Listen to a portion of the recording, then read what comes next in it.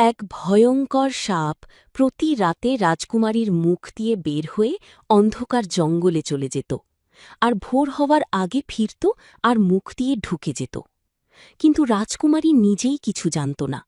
সে ধীরে ধীরে অদ্ভুত অসুখে ভুগতে লাগল, হাঁটতে গেলেই অচেতন হয়ে পড়ত, আর প্রাসাদ জুড়ে ছড়িয়ে পড়ল ভয় ও রহস্য।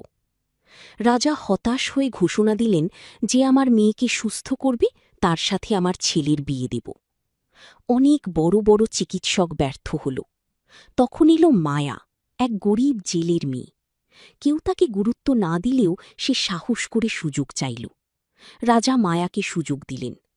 রাতে একা রাজকুমারীকে তার রুমে বসে পাহারা দিতে লাগল। তখন দেখতে পায় ভয়ঙ্কর কালো সাপ মুখ দিয়ে বের হয়ে জানালা দিয়ে জঙ্গলে চলে গেল। আবার ভোরের আলো জ্বলার আগেই ফিরে আসে, রাজকুমারীর মুখের ভিতর চলে যায়। সব রহস্য বুঝতে পারল। সকাল হল, রাজা মায়াকে ডেকে পাঠাল। রাজা বলল, কি কোনো উপায় পেলে জেলে কন্যা? মায়া মাথা নিচু করে বলল, জি রাজামশাই, তার আগে আমার একটি ধারালো তলোয়ার আর একটি বাক্স চাই। কথা মতো মায়াকে একটা ধারালো তলোয়ার দেওয়া হল। বন্ধুরা, আগামী পর্বের জন্য ফলো করো।